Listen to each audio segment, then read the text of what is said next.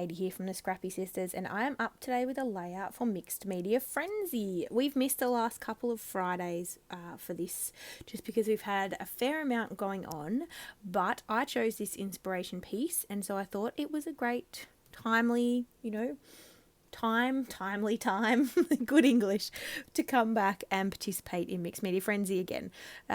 Both Jess and I love this series because it really encourages us to use our mixed media. Plus, the girls who play along in this series are super fun. Everybody will be linked down below. We're all using the same inspiration piece, so it's kind of cool to see how everyone sort of interprets it. I stuck pretty close to the inspiration piece, which is extremely unusual for me.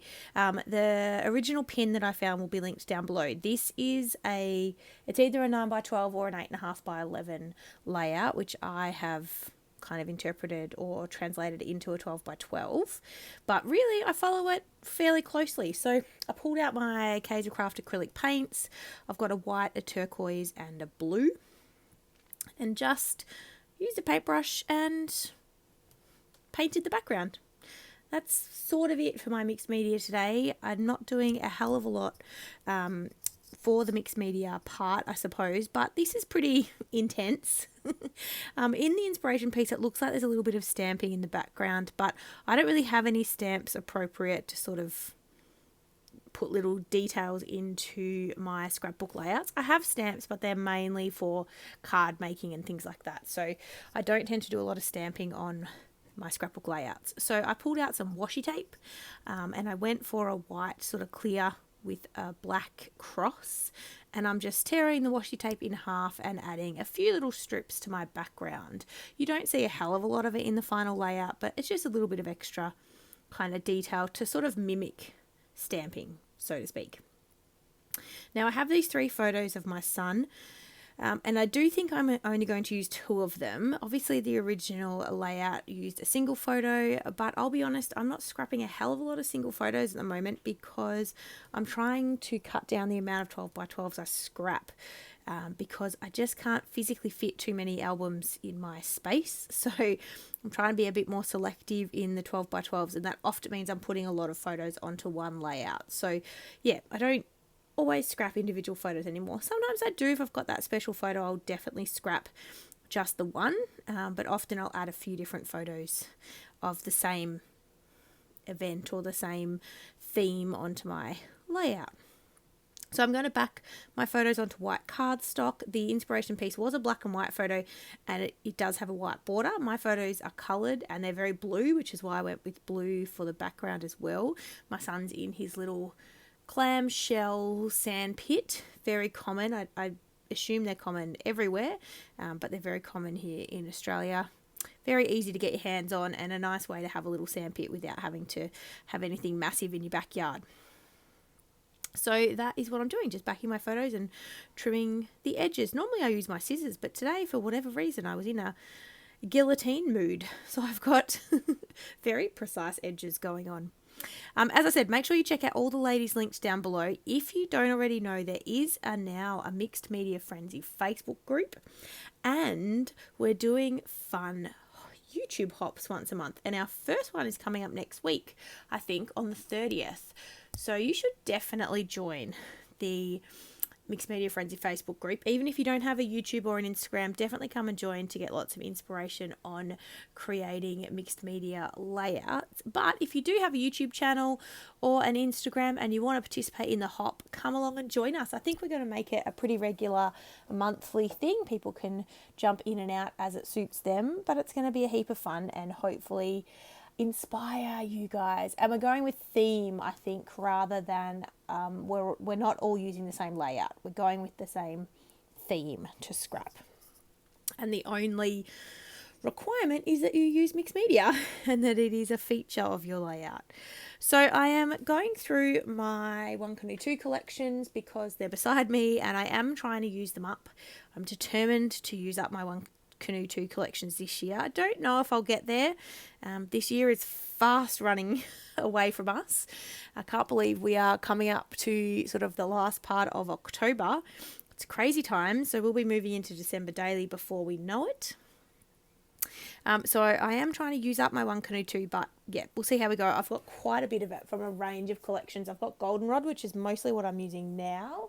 I've got a bit of willow, a bit of Sunday afternoon, a bit of creekside, even a little bit, there's not that much twilight actually, mainly goldenrod, Saturday afternoon and willow.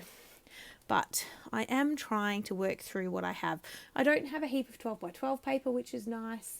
I've actually only got one 12 by 12 paper pad, which is the Creekside collection, but I've got a lot of the 6 by 8 paper pads as well. So I have a decent amount of stash to work through.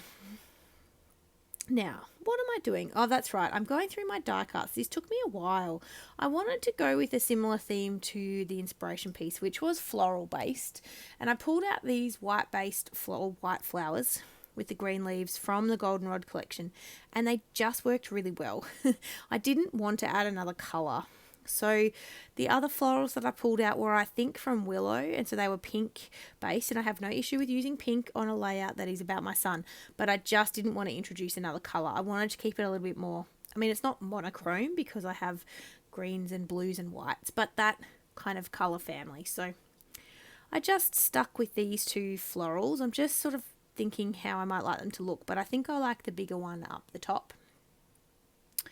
So I am going to commit to those. I did think about popping my photos up on foam, but in the end I actually just decided to stick them flat down onto the layout.